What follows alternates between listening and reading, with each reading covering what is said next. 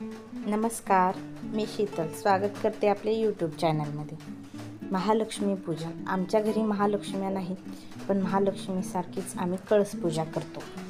कळस पूजेसाठी आम्ही महालक्ष्मीच्या पूजनाला जे जे सर्व वापरतात किंवा जे नैवेद्य असतो ते सर्व आम्ही बनवतो.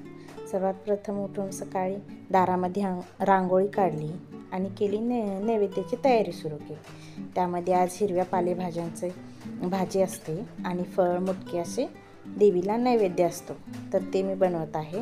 हिरव्या पालेभाज्यामध्ये आमच्या इथे आंबाडीची भाजी असते, पण आंबाडी जर नाही मिळाली तर आम्ही शेपूची भाजी करतो. शेपूची भाजी करून घेतली आणि डाळ केली. अळणी डाळ असते फळमुटक्यावर, आणि डाळ करून आम्हाला जेवण्यासाठी तिखट वरणसुद्धा करून घेतलं.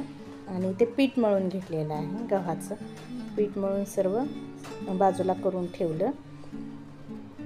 आणि मग फळमुटके बनवण्यासाठी घेतले. असे फळं बनवले आणि हे 4 बोटाच्या आतमध्ये दाबून मुटकेसुद्धा बनवून घेतले आणि दिवे बनवून घेतले उकडीचे.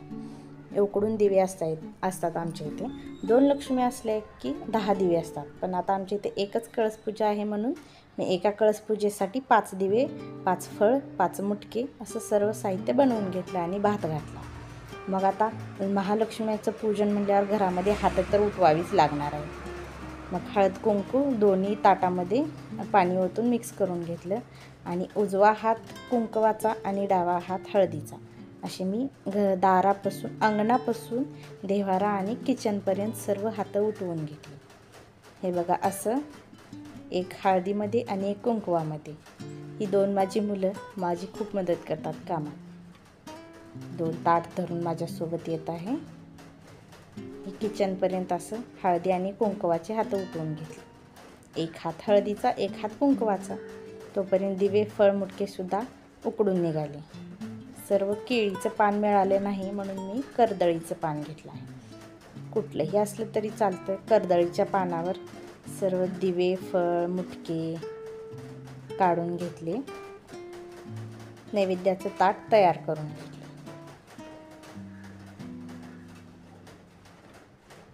फळमुटक्यावर भात लावला, अळणी डाळ लावली आणि शेपूची भाजीसुद्धा लावली. तिकडे कळसपूजेची सर्व तयारी करून घेतली. मी आदल्या दिवशी रात्री सर्व कळसपूजेची तयारी करून घेतली होती. नारळाला हळद आणि कुंकवाचा टिळा लावून घेतला. पूजेचं ताट, नैवेद्याचं ताट, सर्व ओठीचं ताट सर्व आम्ही घेऊन बाहेर पूजेजवळ आलो. त्यांनी सर्व 4 बाजूला लावण्यासाठी फाटे तयार करून घेतले. आंब्याचे डहाळे लावून तयार करून घेतले आणि आम्ही कळस तयार करून घेतला. 4ही बाजूला आंब्याची डहाळी लावून झाली. एक ब्लाऊज पीस अंथरून घेतला खाली. वरी तांदळाची रास मांडली, स्वस्तिक काढून घेतलं आणि वरी कळस मांडून घेतला. वस्त्रमाळ घातली. सर्व दागिने, गजरा, हार, फुलं सर्व तांब्याला 4ही बाजूनी हळद कुंकवाची बोटं उठवून मंगळसूत्र वगैरे सर्व घालून घेतलं पूजेसाठी.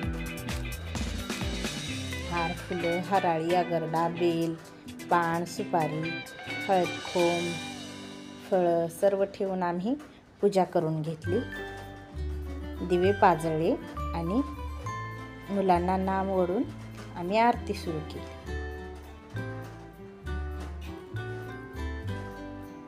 अगोदर गणपती बाप्पाची आरती केली आणि मग महालक्ष्मीची आरती करून घेतली. दिव्यांनी आणि 2 आरत्यांनी ओवाळून आरती करून घेतली सर्वांनी. आम्ही सर्वांना धूप दाखवून आरती घेतली.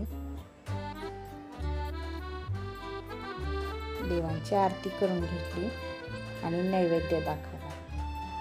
आमच्या इथे सकाळच्या आरतीला नैवेद्य फळ मुटके, भाजी, डाळ आणि भाताचाच असतो. संध्याकाळच्याला पुरणाचा असतो. कशी वाटली पूजा कमेंट करून नक्की सांगा. आमच्या इथे तर अशीच असते. तुमच्या इथं कशी पूजा असते ते मला सांगायला विसरू नका. गणपती आणि महालक्ष्मी जरी नसली तरी आम्ही तशीच पूजा करतो. व्हिडिओ आवडला असेल तर लाईक, शेअर आणि सबस्क्राईब करायला विसरू नका. गणपती बाप्पा मोरया. धन्यवाद.